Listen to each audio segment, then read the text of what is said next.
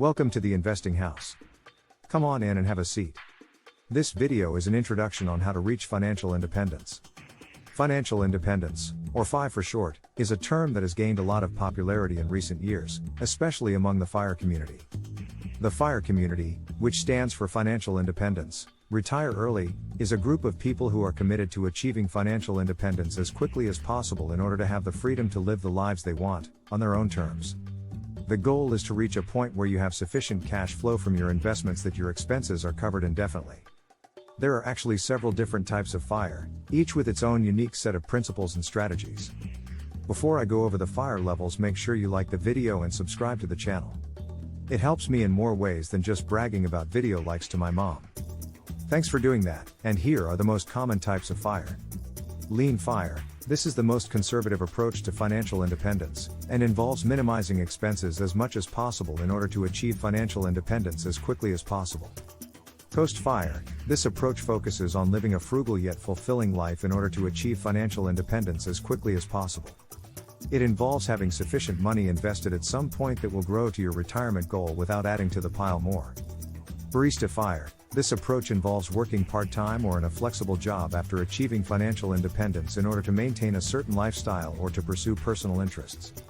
FIRE. This approach is when you have finally hit the point where your expenses will be indefinitely covered by your investments while living by the 4% rule. Fat FIRE. This approach involves saving and investing aggressively, but also allowing for a higher level of expenses and a more comfortable lifestyle. This level is the highest spending and comfort level. Regardless of which type of FIRE you choose, the overall goal is the same: to reach a point where your investments and savings are able to generate enough passive income to cover all of your living expenses, without the need for you to work. This means that you have the freedom to retire early, if you choose, or to pursue other passions and interests without the constraints of a traditional 9-to-5 job. So, what are the benefits of reaching financial independence? For one, it gives you the freedom to choose how you want to spend your time. No longer tied to a traditional job, you can pursue your passions and interests, travel, or spend more time with loved ones. Financial independence also gives you a sense of security and peace of mind. Knowing that you have a stable financial foundation allows you to relax and not worry about money. Now let's talk about how to reach financial independence. The first step is to determine your target savings rate, which is the percentage of your income that you need to save in order to reach your financial independence goals. To give you an idea, let's look at two examples. Example 1, you have a net income of $50,000 and your living expenses are $30,000 per year. In this case, your target savings rate would be 40%, $20,000 in savings, $50,000 in income. This means you would need to save 40% of your income each year in order to reach financial independence.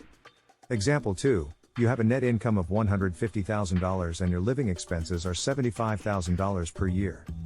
In this case, your target savings rate would be 50%, $75,000 in savings, $150,000 in income. This means you would need to save 50% of your income each year in order to reach financial independence. Of course, these are just examples and your own target savings rate will depend on your individual circumstances, such as your living expenses and the age at which you want to reach financial independence. To reach your financial independence goals, it's important to focus on increasing your income, reducing your expenses, and investing wisely. This can include things like negotiating a higher salary, finding ways to cut costs in your budget, and investing in low-risk, long-term investments like index funds or real estate. Remember, reaching financial independence is a journey and it takes time and discipline.